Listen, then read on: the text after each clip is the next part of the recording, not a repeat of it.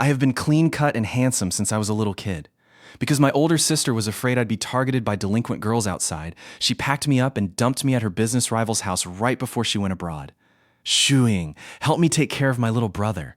I have to go abroad for a bit. You want me to help you raise your brother? Are you out of your mind? We may be business rivals, but we're also childhood friends who grew up together. Take good care of him for me, and I'll wire you the money. Every last cent. You can keep the money. Just leave Chen with me. Her promise came so readily, and without even asking for money. Somehow, it felt a little strange. But I had no choice. I had to go abroad, yet I was worried Chen would get chased after by all those delinquent girls outside. After much thought, leaving him with Mo Shuying was the safest bet. Mo Shuying's private life was spotless, and there were never any guys around her. She definitely wouldn't have any improper ideas about Chen. I need to warn you first. My brother is very well behaved, so you are not allowed to bully him. Our family's feuds have nothing to do with children. Nagging, nag, nag. Fine, I won't waste words with you. Just as long as you've agreed. Chen, you'll be staying with her for these next 2 months. With that, she turned around and instructed the bodyguards behind her to move the luggage. I stood to the side, feeling deeply resentful and utterly unreasonable. She was actually dumping me with a total stranger!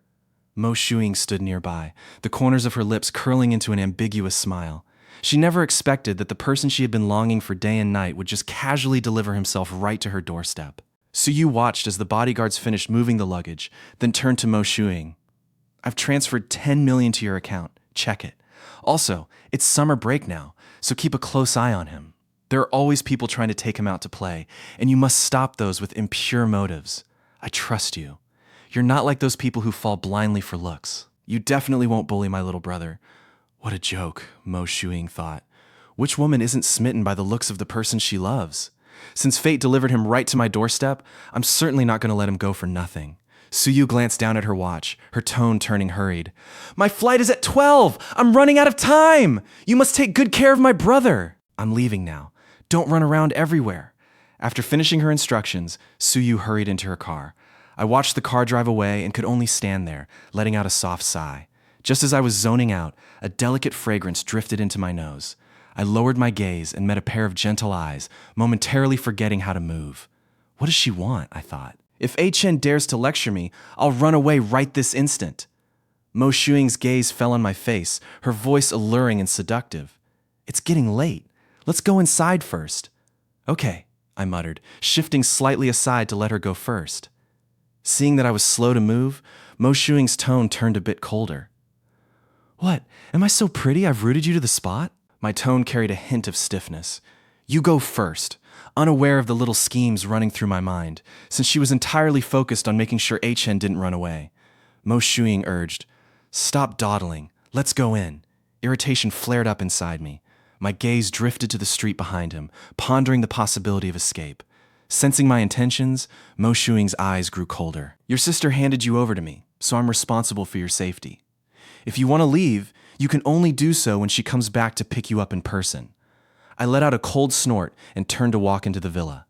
Since I couldn't overrule authority, I had no choice but to accept my fate. If Chen really insisted on leaving, though, I truly wouldn't know what to do. I walked into the living room and flopped down onto the sofa. Where is my room? Replying to young Master Su, it's the first room upstairs on the left. I don't want that one. I want the one at the end of the hallway. Just then, Mo Shuying walked in. I immediately switched to a polite tone. You promised my sister you'd take good care of me. I just want a room to my liking. No problem. I'll have my master bedroom cleared out. My eyes widened in disbelief. I never imagined that the room I casually mentioned would actually be her master bedroom. No, I don't want that one. I really don't. Just find me any random room on the 3rd floor. Young Master Su, there are no bedrooms on the 3rd floor. Mo Shuying walked over, poured a glass of water, and handed it to me. There are only 2 bedrooms in this house. You pick one. Whichever one you want is fine. The decisive and ruthless president in the business world was actually pouring water for me herself? This starkly contrasted with her usual icy beauty persona.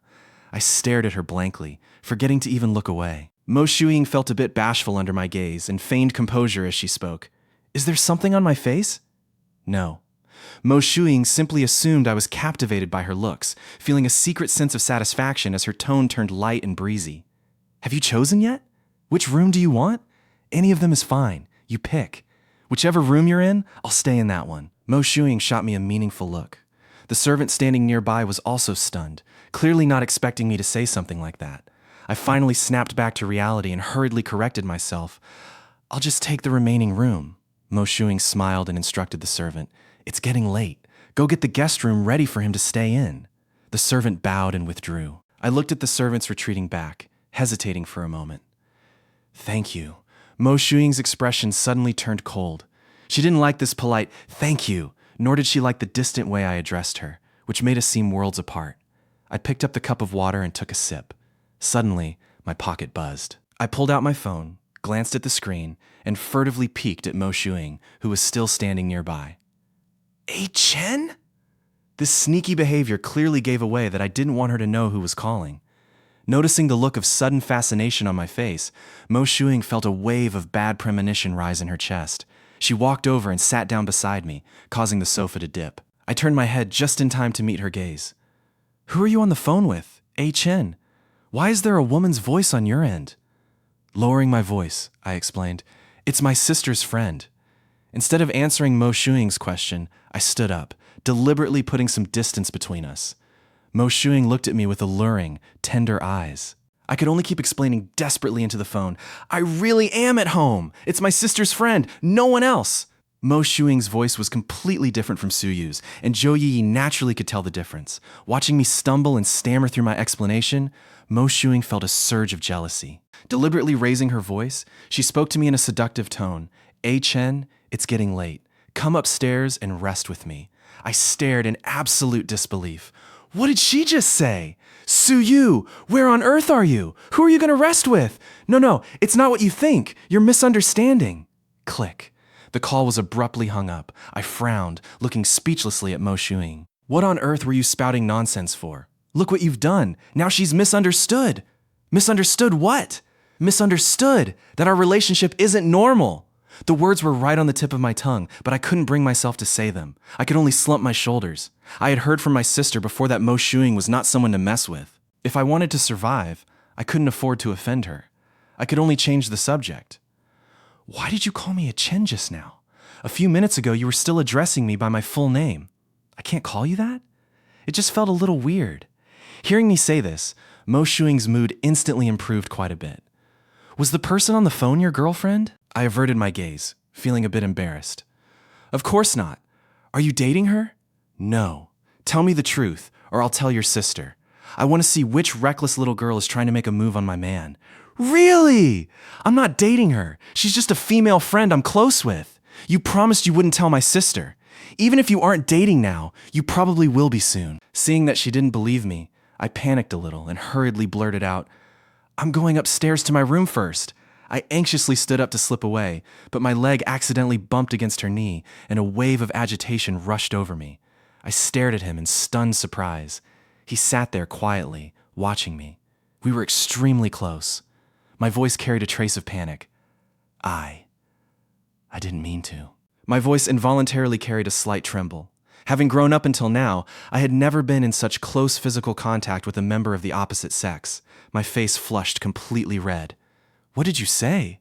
Flustered, I tried to stand up, but whether from nervousness or something else, I ended up tripping my left foot over my right and falling again. This time, I couldn't catch myself on the sofa cushions, making the scene both awkward and messy. I scrambled up in a flurry and fled in panic. A clumsy little puppy who can't even walk straight, Mo Shuying murmured, I am not a clumsy little puppy. Watching my flustered, storming retreat, Mo Shuying let out a helpless sigh.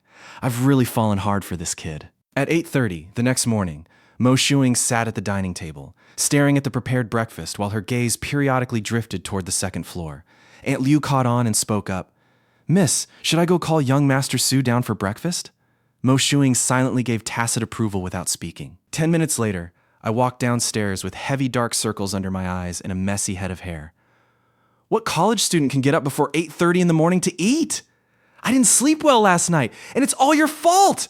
Zhao Yi still isn't replying to my messages now. Hearing this, Mo Shuying's expression instantly turned cold. I had people look into that woman named Zhou Yi last night. She's been getting way too close to my clumsy little puppy lately. You couldn't sleep all night just because of some woman? So what? If you hadn't talked nonsense yesterday, Zhou Yiyi wouldn't be ignoring me. Mo Shuying took a sip of the coffee in front of her to suppress the displeasure in her heart. I walked over to the dining table, sat down, and slowly sipped my kanji. Cautiously, I broke the silence. Can you come with me today to explain things to her? Mo Shuying glanced at me lightly and didn't reply. Too intimidated to speak up again, I lowered my head and obediently drank my kanji, inwardly cursing myself for losing my mind in my sleep. How dare I order her around? I'm practically courting death. Just when I thought she wouldn't agree, she spoke, "When are you going? You're willing to come with me to explain? Today seems a bit inconvenient. Then tomorrow? We can.